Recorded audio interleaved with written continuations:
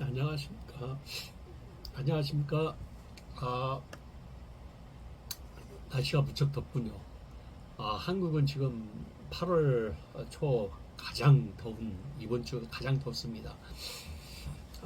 제가 밤에 잠 설치고 낮에 이렇게 어, 뭐 에어컨 또 선풍기 2대를 가지고 생활을 하고 있는데요. 너무너무 덥습니다.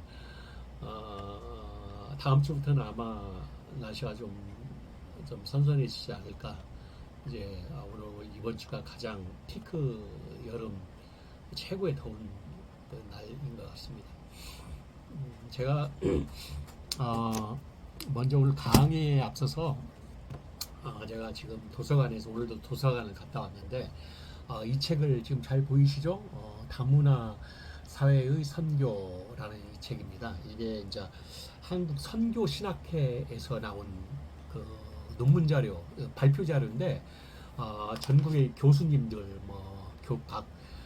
교수님들 한 10명 정도가 발표하면서 썼던 다문화 선교에 대한 부분을 썼던 책입니다. 그래서 제가 이 책을 지금 열심히 부지런히 읽고 있는데 정말 배워야 할 것도 많고 또 제가 앞으로 그 아산 관리협회를 통해서 해야 할 일들을 이 책을 통해서 지금 많이 참고를 하고 있습니다. 좀 늦은 감이 있었지 않았나. 저는 이 책을 읽으면서 벌써 10여 년부터 교수님들은 한국이 어떤 모형으로 발전해 나갈 것이다. 또 이주민들, 외국 그 이주민들이 한국의 그 디아스포라적인 흩어지는 교회가 아니라 이제 함께 모이는 교회로서 이 디아스포라가 나오지 않겠나 그런 예측을 했던 내용들이 많이 이 자료, 이 책에 들어 있습니다. 여러분 꼭 한번 읽어보시기 바랍니다. 다문화 사회의 선교, 한국 선교 신학회에서 발행한 책입니다. 대한 기독교 사회에서 나온 책입니다. 아주 좋은 책입니다. 제가 오늘 또 강의 서머리를 아주 중요한 부분을 지금 해야 하기 때문에 오늘 너무 공부를 많이 해가지고 눈이 좀 피곤한데 오늘 꼭 이번 주에 올려야 할 내용이 있어서 제가 이렇게 자리에 앉았습니다. 오늘 이제 2부, 3부 순서로 선교와 문화, 토착화 문제에 대해서 제가 서머리를 할 예정입니다.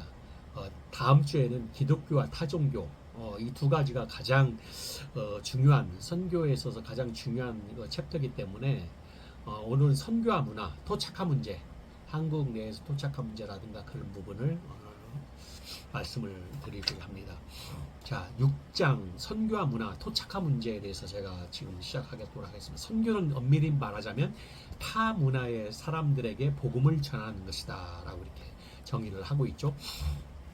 자, 선교학에서 문화 인류학이 중요시 되고 있습니다. 선교사란 어떤 면에서 자기 문화를 가지고 타 문화에 들어가기 때문에 토착 문화의 파괴자로 오해를 받아서는 안 됩니다. 라고 이렇게 얘기를 하고 있습니다. 자, 선교라는 것은 다른 문화와 풍습과의 만남이라 해도 지나침이 없습니다. 선교는 다른 문화와 접촉을 하는 것이고 그 다른 문화의 풍속과의 만남이라고 해도 어떤 과언이 지나침이 없다 이렇게 말하고 있는 것이죠. 타문화권에서 선교에 실패하는 주된 이유는 때로는 신학적인 문제보다 어떤 문화적인 문제의 그 차이점, 문화적인 이질감에서 오는 해석을 제대로 못하는 그런 차이점에 인해서 선교가 실패하는 주된 원인이 있다 하겠습니다. 자, 화란의 개혁주의 신학자 스킬더는 순수한 이성이 없고 순수한 지성이 없는 것 같이 순수한 이성과 순수한 지성이 없는 것과 같이 순수한 문화는 없으므로 어느 특정 문화만을 말하는 것은 잘못이다라고 얘기하고 있습니다. 그러므로 선교가 그 나라의 문화와 때로는 충돌하지만 그러나 무조건 파괴해서는 안 된다라고 얘기를 하고 있는 것입니다. 성경은 자, 문화라는 성경은 어떻게 보고 있느냐? 성경은 구원에 관한 진리를 말하는 책이지 문화에 대한 교과서는 결코 아닙니다. 화란의 대표적인 신학자인 아브라함 카이퍼는 일반 은혜로 그 문화를 그렇게 구분을 했습니다. 일반 은혜는 불신자들에게도 통용이 되는 유효하다는 믿음을 갖게 하는 것입니다. 마태복음 5장 45절에 나와 있죠. 칼빈이나 카이퍼 같은 사람은 일반 은총 아래에 문화를 정의를 하고 있는 것이죠. 대표적인 케이스가 창세기 1장 28절 문화명령이라는 말 나오죠. 그때 창세기 1장 28절에 나와 있는 그런 해석이 개혁주의 신학자들은 그렇게 해석을 하고 있죠. 그래서 문화가는 성경에 나타난 창조론에 기초를 하고 있다는 것입니다. 자, 복음주의 문화관은 한마디로 긍정적인 문화관이다 라고 이렇게 해석을 하고 있고요. 개혁주의 신학은 창세기 1장 28절에 중점을 두어서 세상을 이용하고 관리하는 입장의 문화관인데 비하여 복음주의는 그 어떤 특정 인물의 생활 체계, 즉 습관, 언어, 풍속 또는 제도 등 하나의 단위 체계로 문화를 그렇게 해석을 하고 있다는 것입니다. 자, 신자와 문화의 관계. 자, 신자와 우리 믿는 성도와 문화의 관계는 어떤 관계가 있느냐? 리차드 리버는 그의 저서 그리스도와 문화라는 그의 저서에서 교회와 문화의 관계를 첫째, 문화와 대립하는 그리스도, 두 번째, 문화의 그리스도, 세 번째, 문화 위의 그리스도, 네 번째, 그리스도와 문화의 역설적 관계, 다섯 번째, 문화의 개혁자로서의 그리스도인. 이렇게 다섯 가지 유형으로 나누고 있습니다. 리차드 리버는 그렇게 얘기를 하고 있고요. 그 외에 이제 우리의 문화가는 한마디로 문화 속의 죄악을 보면서 어떤 문화 안에서 그 죄된 죄악의 모습을 보면서 동시에 문화를 결코 또 부정할 수는 없다는 입장이죠. 이것은 개혁주의 신학의 일반 은총론에 근거를 하고 있기 때문입니다. 하나님께서 창조하신 세계는 아름다웠으나 타락으로 인하여 아담의 원죄적 타락으로 인하여 문화는 이미 더럽혀졌던 것입니다. 철의 문화가 나오기 시작하고 가인의 후예로서 그렇게 이미 타락으로 인해서 그 원래의 문화는 그 문화명령에 의해서 창세기 1장 28절에 의해서 잘 다스리고 발전시켜 나가야 할 어떤 청지기적인 그런 사명이 있었는데 하나님의 창조하신 세계에는 아름다웠으나 타락으로 인하여 문화는 더럽혀졌다는 것이죠. 오히려 가인의 후예들이 세속 문화를 건설해 나갔다는 것입니다. 그래서 개혁주의 문화가는 변혁적인 문화관이라고 할 수가 있어요. 자, 개혁주의 문화관은 문화 속의 제약을 인정하면서도 문화와 종교가 밀접하게 관계되어 있기 때문에 중립적이라고 할 수가 없다는 것입니다. 자, 이 점에서 문화를 긍정적으로만 보려고 했던 그 메가브렌이라고 하는 선교학자가 있죠. 문화를 긍정적으로만 봤던 분이 바로 메가브렌이죠. 그러나 우리가 중립적으로 또 할 수 있다는 입장이 아닙니다. 문화와 그 종교와의 관계는 아주 필연적으로 관계가 되어 있죠. 하다못해 지금 제가 이렇게 얘기를 하고 있는 그 어떤 유튜버라든가 또 스마트폰으로 지금 촬영을 하고 있고 뭐 줌이라든가 하고 있는 것도 다 어떤 그 기계적인 문화가 과학적으로 발전이 돼서 이렇게 스마트폰을 우리가 쓰고 있죠. 이것을 어떻게 우리가 문화와 종교 안에서 성경 안에서 어떻게 이것을 발전시켜서 회복의 관점으로 구속의 관점으로 우리가 잘 사용할 수 있는가 이런 것이 이제 세계관적인 관점인데 이 부분은 제가 다음에 기회가 되면은 복음과 하나님 나라 즉 하나님 나라의 세계관 성경적인 세계관에 대해서 제가 한번 언제 이 강의가 끝나고 한번 그 강의를 한 7번에 걸쳐서 한번 발표를 할 계획이 있습니다. 그때 많은 기독교적인 세계관에 대해서 많이 관심을 가져주시기 바랍니다. 자, 이어서 하나님께서 아브라함을 갈대아 우르에서 불러내신 것은 우상적 문화로부터 분리를 했다는 의미입니다. 자, C.S. 루이스 C.S. 루이스는 신자가 세속 문화를 이용하는 것은 이스라엘 백성이 칼을 갈려고 블레셋 진영으로 간 것에 비유를 합니다. 루이스의 주장은 이방인을 대중시키기 위하여는 그들의 문화를 먼저 알아야 한다고 하면서 그들의 스포츠로 이방인을 이기라는 것입니다. 이것은 루이스의 사상만이 아니라 헤르만 바빙크나 반틸 같은 개혁주의 신학자들도 같은 입장을 취했습니다. 특별히 반틸은 언약을 지키는 자들은 언약 파괴자들의 작품을 이용할 수 있다. 솔로몬이 레바논의 백항목을 이용하여 성전을 건축하였으며 심지어 이방인들의 기술을 이용하였음을 우리는 잘 알 수 있다고 지적하고 있습니다. 헤르만 바빙크도 적극적으로 문화관을 피력을 하고 있죠. 개혁주의 신학은 비기독교 문화를 일반 은총론에 입각하여 적극적으로, 아주 소극적이 아니고 문화를 적극적으로 일반 은총론에 입각하여 해석을 하고 있다는 것입니다. 자, 미국 기독교 개혁파 교회 The Christian Reformed Churches 개혁파 교회는 1924년에 일반 은총 교리를 반대하는 헥세마 운동에 대항하여 공적으로 일반 교리를 채택하였는데 그 주장은 세 가지가 있습니다. 그 미국 기독교 개혁파 교회는 헥세마 그 입장에 반대해서 세 가지를 주장했죠. 개인과 사회에 나타나는 죄의 억제이며 첫 번째는 하나님의 택자뿐만 아니라 모든 인류에게 은혜를 베푸신다. 두 번째는 개인과 사회에 나타난 죄에 대한 억제이다. 셋째는 비중생자도 시민으로서 정의를 실천할 수 있다. 자, 우리는 이 원리를 선교지의 문화와 모든 영역에 확대해서 적용하여 그들의 문화적 유산을 바로 평가하고 복음을 잘 적용시켜야 하는 것입니다.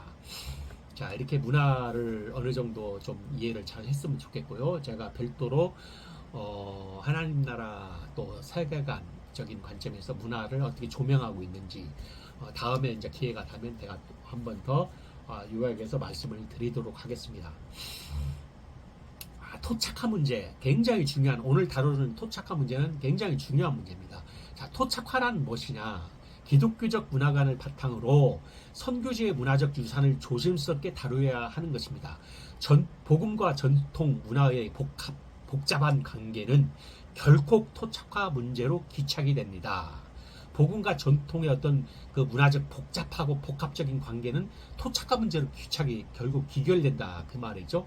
자, 자립교회의 원리, 일단은 우리는 자립교회의 원리가 어떻게 토착화를 해석하고 있는지 먼저 알아보겠습니다. 피선교지 교회가 선교사와 선교교회로부터 그러니까 선교지의 대상인 피선교지, 채택된 어떤 선교 대상의 교회가 선교사와 선교교회로부터 재정, 행정 등에 완전히 자립하는 것이라는 것입니다. 자립교의 원리는.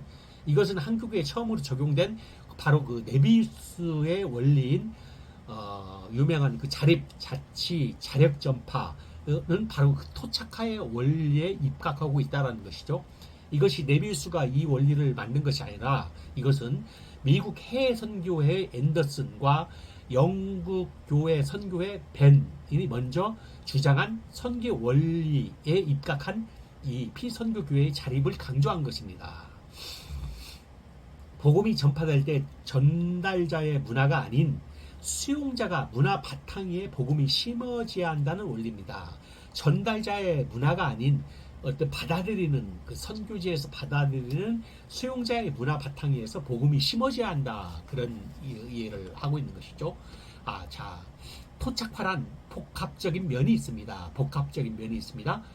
복음이 선교지 문화의 옷을 입되 혼합적 기독교가 되지 않는다는 것을 의미합니다. 토착화는 어떤 선교지의 문화를 입는지만 어떤 혼합적인 기독교가 되지 않는다는 걸 의미하고 있죠. 자, 토착교회란 동양이나 서양의 교회가 그 땅에 뿌리를 받고 그리스도에 복종하여 그 환경에 자연스럽고 친숙한 사상과 행동 양상을 사용합니다.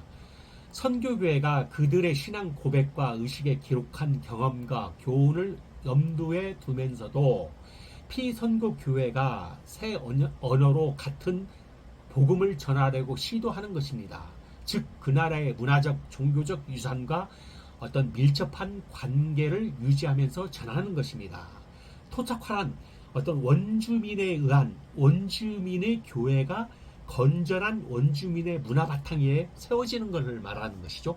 토착화의 정의는 원주민에 의해서 원주민의 교회가 또 그 건전한 원주민의 문화적 바탕 위에서 세워진다는 것입니다. 그렇게 정의를 할 수가 있죠.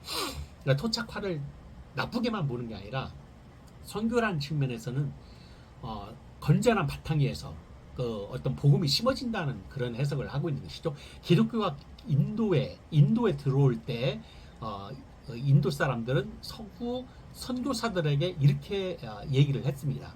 복음을 서양의 화분에 심어 가져오지 말고 복음의 씨를 우리에게 가져와서 그것을 우리 땅에 심어라 라고 이렇게 요구를 했던 겁니다. 한국교회는 이와 달리 아시아의 다른 나라 교회들은 한국교회는 달리 아시아 나라 교회들과 달리 자기들의 문화적 유산에 대해 매우 자긍심을 가지고 토착화를 실천한 교회가 많이 있었습니다. 한국교회는 대표적으로 많이 있었죠. 그들은 서양의 옷을 입은 기독교를 배격을 했고 아시아 나라들 중에서 서구 식민주의를 체험하지 않은 한국과 태국을 제외하고는 반서구적 감정이 팽배하여 있었습니다. 한국교회는 서양 옷을 처음에는 굉장히 배격을 했죠. 그렇지만 어떤 그 반서구적 감정이 처음에는 시도가 되었으면은 자 한국교회는 대표적으로 어떤 입장을 처음에 가졌냐. 많은 사람들이 순교를 했죠. 한국교회에서 그 토착화 문제 때문에 뭐 제사 문제라든가 뭐 17세기 말부터 들어와가지고 19세기에 많은 선교사들이 외국에 들어와서 많은 순교를 당하고 죽임을 당했죠. 3.1절 운동으로 대표적으로 민족주의의 등장 첫 번째. 우리가 3.1운동 교회 성장에 도움을 준 것은 사실입니다. 3.1운동이. 그러나 배타적 민족주의는 오늘날 서구 선교에 대해 선교사는 물러가라 라고 하는 외치는 선교의 일시 중지를 요구하기도 했다라는 것이죠. 조선 말에 대표적으로 세국 정책을 시행한 흥선대원군 같은 경우가 바로 아주 강력하게 민족주의를 주장하고 많은 동학 운동이라든가 그런 많은 일반 농민운동 같은 그런 부분들이 대표적으로 서구 문물은 배척해내가는 동학이 대표적인 사례가 되겠죠. 그런 부분들이 이제 민족주의에서 토착화와 디퍼런스한 많은 그런 사례가 있습니다. 한국도 민족주의는 문화적 복구주의를 초래했다는 것입니다. 문화 복원운동이 따라오기 마련인데 이러한 문화적 복구주의는 외래 문화의 배타적 입장을 채우고 있다는 것이죠. 자, 세 번째, 아시아 종교부. 기독교. 서구의 종교학자들은 처음에 이방 종교들은 다 기독교보다 열등하다고 서구의 종교학자들은 그렇게 생각을 했어요. 비선교적이다라고 단정을 했어요. 그러나 물론 기독교와 타 종교와의 관계는 어떤 우월과 열등의 관계가 아니라는 것이죠. 참과 거짓의 관계라는 거예요. 그걸 명확하게 인식을 해야 되는 것입니다. 그러니까 서구 종교학자와 같이 동양적인 것은 열등하다라고 생각을 했는데 그는 비선교적인 어떤 나쁜 잘못된 단정이죠. 그건 타종교의 관계에서 어떤 우월과 열등의 관계가 아니라 참과 거짓의 어떤 관계에서 우리가 해석을 해야지, 접근을 해야지, 우월과 열등의 관계로 해석하면 이런 충돌이 생길 수밖에 없습니다. 그래서 토착화의 문제, 문화의 갈등 문제는 항상 이런 어떤 참과 거짓의 문제에서 우리가 진리 안에서 우리가 선교를 해야 한다는 것이죠. 자, 토착화의 그런 방법에 대해서 제가 설명을 드리겠습니다. 현대 선교신학은 토착화의 방법론에 대해 아직 일치점에 도달하지 못하였습니다. 과거에는 용어에 있어서도 토착화로 사용하여 왔으나 70년대 이후에는 상황화로 표현하는 이들이 있습니다. 대만의 신학자 코라는 사람 토착화라는 용어는 전통 문화의 복음을 적용시키는 문제만 치중하여 과거 지향적 이유, 현실의 정치, 경제, 사회면 전혀 고려의 대상이 되지 않았기 때문에 토착화보다는 더 폭넓은 상황화로 대치해야 한다고 제안을 한 바가 있습니다. 그래서 현대 선교는 과거의 토착화라는 용어보다는 상황화를 토착화로 대신해서 사용을 하고 있다는 얘기죠. 상황화라는 용어를 토착화보다 보편적으로 많이 사용을 하고 있다는 얘기입니다. 그러나 우리는 토착화와 상황화를 분리해서 취급해야 합니다. 우리는 여기서 상황화와 토착화를 분리를 해야 한다는 얘기예요. 토착화의 방법론에 대해서 4가지로 요약을 할 수가 있습니다. 첫째, 수능설. 둘째는 소유설. 셋째는 변형설. 넷째는 적응설. 4가지. 그러면 이제 첫 번째 수능설이 뭐냐? accommodation. 자, 수능설은 대표적인 수능설의 주장은 로마 카톨릭 천주교에서 그렇게 주장을 하죠. 자연과 은혜는 대립되지 않는다. 토마스 아퀴나스의 사상에 기초를 하고 있죠. 문화를 긍정적으로 대하고 있죠. 선교의 피선교지의 모든 문화와 풍속의 거부반응을 가지지 않고 자연스럽게 수능한다. 이게 바로 로마 천주교에서 얘기하는 수능설입니다. 자, 천주교 선교학자 루즈비탁은 수능설을 정의하기를 기독교와 유교는 배척되는 게 아니라 조화되는 것이다라고 얘기를 했어요. 그래서 한국도 초창기 조선 말 때 제사 문제에 대해서 처음에 배척이 됐는데 지금 그 이후로 지금 천주교는 로마 캐톨릭은 제사를 의식으로 인정을 하고 수능을 하는 입장을 취하고 있죠. 저희 기독교, 우리 복음주의, 또 우리 사도적 오순절적인 그런 입장과는 전혀 배치되는, 우리는 그걸 인정을 못하죠. 귀신의 어떤 재산, 귀신의 역사인데, 사단, 귀신의 역사인데, 바로 카톨릭은 수능설에 입각해서 제사 문제도 전통, 한국적인 전통이다, 의식의 문제다 라고 해서 제사 드려도 된다라고 허용을 하고 있습니다. 그런데 교양청은 니치의 방법을 정리했고 제사를 거부하였으나 20세기 와서는 제사를 종교가 아닌 의식으로 간주하여 허락을 했다는 얘기예요. 자, 두 번째, 소유설.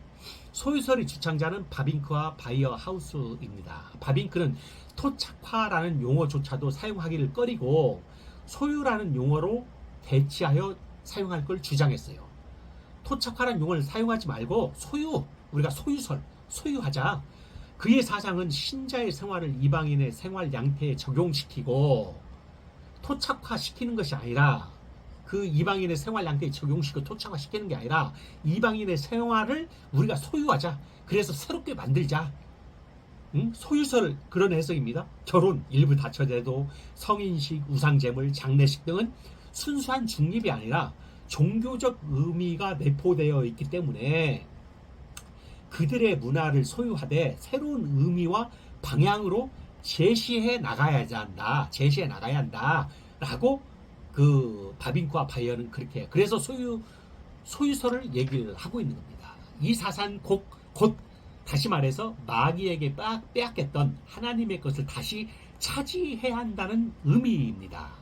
그는 성경도 선별하고 또 거절할 건 거절하고 재해석한 과정으로 토착화시켜 나가야 한다라고, 이렇게 선별이라는 것, 또 거절, rejection, selection, reinterpretation, 이렇게 다시 재해석해야 한다고 하고 있습니다. 그러나 이러한 제안에 약점이 있어요. 문제점이 있어요. 첫째, 용어상의 문제. 실제 의미하는 내용은 소유가 아니라 빼앗겼던 것을 다시 회복하는 것이기 때문에 소유라는 용어가 적절하지 않다라는 거예요. 또한 모든 문화가 마귀의 통치 아래 있는 것처럼 보는데도 문제가 있다. 결과적으로 바이어와 바빙크의 사상은 문화를 이용을 하되 변화시켜 이용하자는 것으로 변형설과 별반 다를 것이 없다. 앞으로 좀 이따 제가 이어서 설명할 변형설과 별반 다를 것이 없다. 바빙크는 동양의 효 사상을 높이 평가하면서도 이면에는 조상의 숭배, 죽은 자들을 두려워하는 사상과 밀접히 관련되어 있기 때문에 이것을 성령과 말씀으로 세례를 주고 중생시켜야 한다고 주장하고 있습니다. 효 사상에 세례를 준다는 그 이론 타당하나 현실적인 실천에 있어서는 매우 어렵습니다. 이런 문제점이 있죠. 바빙크의 사상은 변형설과 결과적으로 같은 겁니다. 제가 이제 지금 변형설 이어서 지금 설명을 드릴 겁니다. 그러니까 바빙크나 바이어하우스는 소유설을 얘기했는데, 소유설은 이걸 재해석해서 이것을 다시 의미와 방향으로 제시해 나가야 한다라고 소유를 해서 빼앗아서 그렇게 나가야 한다라고 하고 있는 게 소유설이죠. 그러나 변형설은 뭐냐? 내용은 똑같아요. 소유설이나 변형설. 세 번째, 이건 전통 문화를 크게 붕괴시키지 않으면서 새로운 가치관에 입각하여 풍속과 습관 등을 문화를 변형해 나가야 한다는 겁니다. 개혁주의 신학자들과 많은 복음주의 신학자들은 대체로 이 사상에 많은 사람들이 개혁주의 신학, 이 변형설 주장을 많이 해요. 교회는 혁명이 아닌 점진적인 변혁의 방법으로 잘못된 습관이나 풍속을 개혁해야 한다라는 것입니다. 점진적인 변혁의 방법으로 잘못된 습관이나 풍속을 개혁해 나가야 한다. 이렇게 주장. 변형설의 기본 사상은 교회가 어떤 문화의 형태는 그대로 이용하되 어떤 문화의 형태를 그대로 이용하되 거기에 새로운 의미를 부여하라고 하는 것입니다. 자, 네 번째 적응설. 수능설의 대표적 메가브랜. 자, 수능설이 처음에 누구였죠? 바로 천주교. 선주교 측은 수능설의 대표적인 사람 메가브렌이죠. 메가브렌은 복음이 수용자들의 옷을 입으나 기독교의 본질이 파괴되지 않도록 해야 한다는 사상인데 메가브렌은 적용설 비유하기를 질그릇에 담인 보안은 결국 바꿀 수 없지만 질그릇 즉 자체 선교사는 상황에 따라서 어떤 상황에 따라서 다른 문화의 사람에게 잘 받아들여지도록 적응해야 한다는 것입니다. 어드저스트먼트죠. 그래서 메가브렌 교수는 모든 문화의 권위는 하나님께로 온 것이기 때문에 각 문화는 동등한 가치를 가지고 있으므로 존중을 해야 하며 따라서 기독교는 어디서든지 하나님께서 주신 계시를 바로 유지하면서 상황에 맞추고 또 다른 문화에 적응해야 한다는 것입니다. 자, 메가브렌의 토착화론 천주교의 수능설과 유사한 것 같으나 차이가 있다. 수능설은 어떤 성경의 근본 진리를 파괴하면서도 토착 문제에 순응함으로써 문화의 습관에 있어서 성경적인 것과 비성적인 것을 구분하지 않으려고 하는 문제점이 있죠. 메가브렌은 문화에 대한 어떤 적응은 거부돼야 하며 비성경적인 풍속과 습관에는 적용하지 말 것을 강조했습니다. 그는 기독교 1, 기독교 2, 기독교 3, 기독교 4 그런 식으로 이렇게 나눴죠. 자, 그렇다면 여기서 제일 중요한 결론. 토착화에 대한 성경의 원리는 어떻게 얘기하고 있냐. 우리가 선교에서 토착화를 성경에서는 어떻게 얘기하고 있는지 결론을 말씀드리겠습니다. 대표적인 신뢰로 요셉의 역사에 대해 대표적인 신뢰로 요셉의 역사를 우리가 볼 수 있어요. 요셉은 신앙이 철저한 인물이지만 애굽의 총리가 되었을 때 애굽의 이름을 가졌습니다. 요셉은 애굽의 문화에 또 적응했습니다. 그는 이방인의 타락한 윤리는 단호하게 배척을 했죠. 창세기 39장 7절에 나와 있죠. 이방의 문화에 적절하게 적응을 또 균형을 잡았다는 것이죠. 요셉은. 그래서 오늘날 우리 신자들도 세상 문화에 대해서 거부, 노 할 건 노하고 수용, 예스 할 건 예스 하는 태도를 함께 가져야 한다는 거예요. 신약에서도 여러 예가 있지만 당시 예수님 유대인들의 풍속과 전통을 무조건 따르지 아니하고 신랄하게 비판을 하고 개혁하였었습니다. 예수님도요.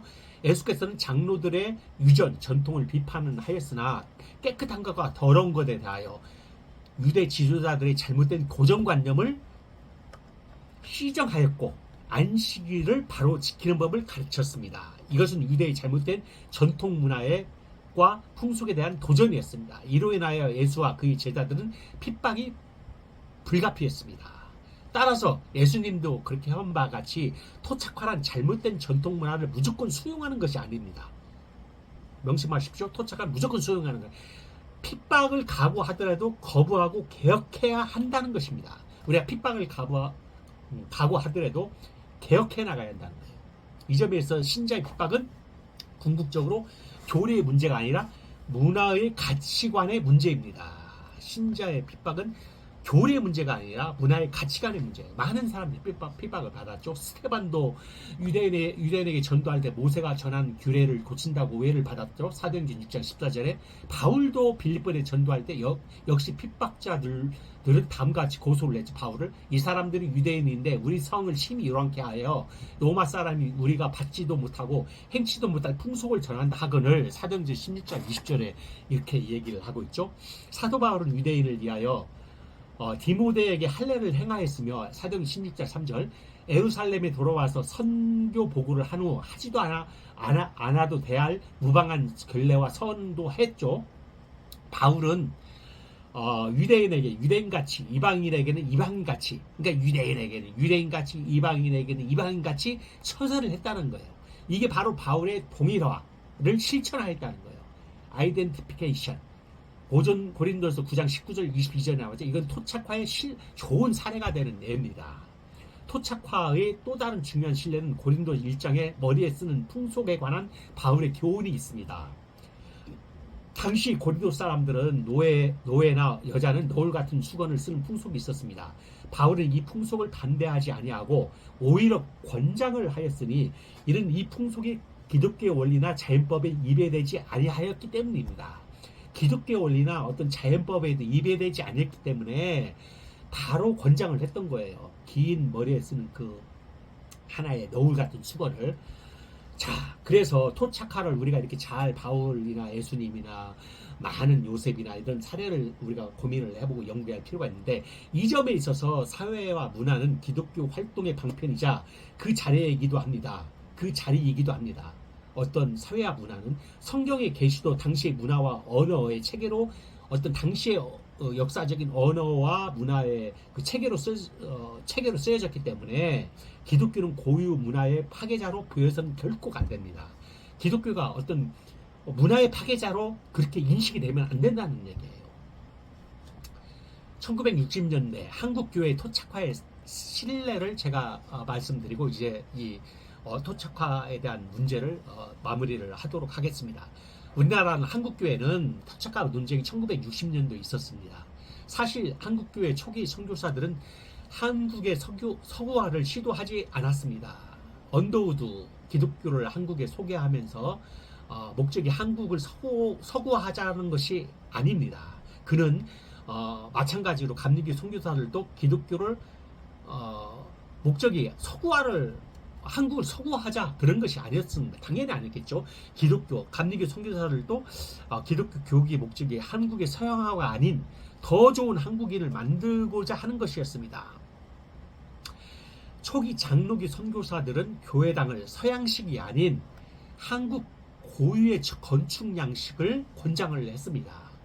네비우스 선교의 전략도 제가 소개한 지금 네비우스 선교사도 우리 문화를 서구화하자는 것이 아니라는 것을 다음과 같이 얘기를 하고 있습니다. 선교란 기계, 애국어, 과학 등을 가르치는 것이 아니며 이방인들을 문명화함으로써 기독교화하는 것도 아닙니다. 이방인들을 기독교화하되 그들로 하여금 그들 자신의 문명을 발전시키도록 하는 것입니다. 어떤 이방인들을 기독교화시키되 그들로 하여금 그들 자신의 문명을 더 개성시키고 발전시켜나, 이것도 성경 안에서 기독교적인 세계관 안에서 더 복음 안에서 발전시켜 나가자라는 것이었죠. 네비우스의 선교 전략은 경제적 자립만 아니라 토착화도 내포되고 있다는 것입니다. 한국에서 봉사한 피셔라는 선교사는 최근 선교지 사람들의 문화에 대한 선교사들과 파송을 책임지는 교회의 태도에 놀라운 변화가 일어났다. 오늘 한국에서 선교사의 교육은 자국 문화에 대한 적대적인 태도로 큰 어려움을 겪고 있다. 선교사들 중에서 한국의 고전 문학을 깊이 연구하는 자는 극소수이고, 또한 이들은 한국의 젊은 세대들이 과거의 역사와 문화에 관심이 없는 것을 탄식하고 있다. 이 바로 피셔라는 선교사는 이렇게 본국에 이렇게 보고를 냈어요. 그래서 제가 이제 이 말씀 드리고 정리를 하겠습니다. 한국교회는 토착화가 성공한 사례가 있는데 의도적으로 시도하지 않았어요. 한국교회 토착화의 몇 가지 좋은 성공한 사례가, 새벽기도는 한국교회에 독특한 것으로 그 아이디어는 성경에서보다도 불교나 사마니즘에서 온 것으로 해석하는 사람들이 있습니다. 한국의 과거에 유교, 불교 그런 문화가 전통적으로 있어왔죠. 그런 생활 패턴 안에 있어 왔기 때문에 이 새벽 기도도 어떤 도교적인, 어떤 불교적인, 유교적인 그런 어떤 관습, 생활 그 습관에 의해서 새벽 기도가 만들어졌다는 얘기죠. 그래서 이게 승화시켜 나간 것이죠. 그래서 추도 예배도 마찬가지. 기원이 성경과는 거리가 먼 것입니다. 사실은 추도 예배가 없죠. 죽은 자에 어떻게 예배를 드립니까? 근데 필리핀에서도 이 죽으면서 이 관 앞에서 장례 예배를 이렇게 드리더라고요. 그래서 제가 그런 문화가 있구나라고, 역시 이게 문화에 대한 토착화적인 그런 게 강하다. 전통 풍속으로 거리낌 없이 받아들이며, 또 한국에서는 그 성미 쌀을 일부 식사할 때마다 조금씩 빼서 교회에다가 바치는 성미제도가 있습니다. 또 헌금할 때 헌금자의 이름을 각각 호명을 내서 불러서 축복기도를 해준다든가, 그런 어떤 한국적인 고유한 어떤 그런 그 예배, 또 한국적인 종교적인 양식이 있습니다.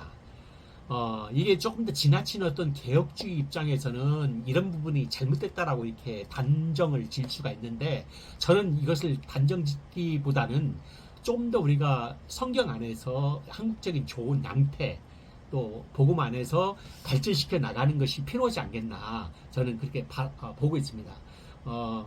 뭐 대표적인 케이스는 또 우리가 오순절, 우리 사도적 오순절적인 교단에서도 여러 가지 그 머리 문제라든가 또 여러 가지 문제가 있죠. 그걸 한국적인 부분에서 어떻게 우리가 승화시키고 성경 안에서 이것을 우리가 잘 개성시켜 나가고 발전시켜 나가야 할까, 이런 부분들이 많은 난제로서, 어려운 과제로서 지금 남아있죠.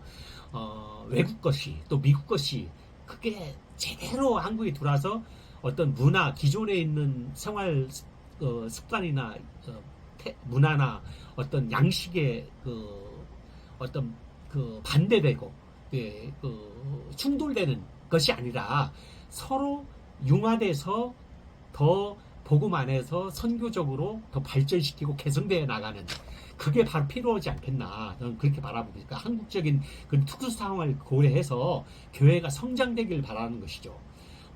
이렇게 제가 이제 한국적인 우리 고유의 문화유산을 고유적으로 과소평가하는 것이 아니라, 이것을 잘 우리가 또 과소평가하기 전보다도 우리가 어떤 성경 안에서 재해석해 나가면서 우리 문화 옷을 입은 기독교로 발전시켜 나가는 것이 대표적인 지금 사례를 내가 말씀드렸고요.